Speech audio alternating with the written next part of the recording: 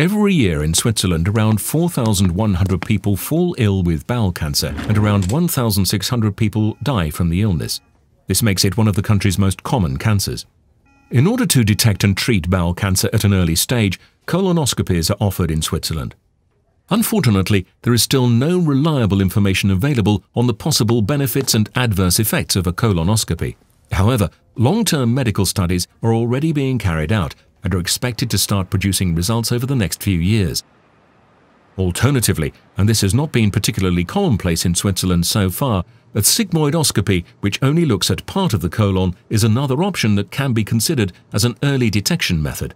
A flexible sigmoidoscopy examines the last 60 centimeters or so of the colon with an endoscope. This makes it possible to detect bowel cancer even in its very early stages and to remove it even before symptoms start to appear. Such a procedure may also cause pain and complications, however. For this reason, there is no definitive answer as to whether or not a sigmoidoscopy is always a sensible option. Reason enough for us to take an in-depth look at this subject. Helsana is committed to health and actively encourages personal responsibility and health competence. We put complex health issues under the microscope and highlight the facts. The Harding Center for Risk Literacy has summarized the potential benefits and adverse effects of a sigmoidoscopy on the basis of the scientific studies available.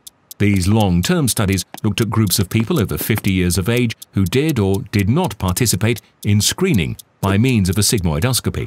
After 10 years, the participants and non-participants were compared. Across both groups, 254 out of 1,000 people died. In the group that did not undergo a sigmoidoscopy, 8 out of 1,000 people died from bowel cancer. In the group that underwent screening, this figure was 6. Among the non-participants, 20 out of 1,000 people were diagnosed with bowel cancer. In the screened group, this was the case for 16 out of 1,000 people. By removing bowel cancer's initial stages, known as polyps, during endoscopy, it may be possible to prevent bowel cancer completely. During the sigmoidoscopy, 200 out of 1,000 people experienced medium to severe pain. Serious complications, such as bowel injury and bleeding, affected fewer than 1 out of 1,000 participants. In summary, the findings were therefore as follows. Sigmoidoscopy may well help to reduce the number of people who die from bowel cancer. By removing bowel cancer's initial stages during endoscopy, bowel cancer was prevented in 4 out of 1,000 people. Many of the participants suffered from pain, however, and a few individuals from further complications. In light of these facts, there is no definitive answer as to whether or not to opt for a sigmoidoscopy.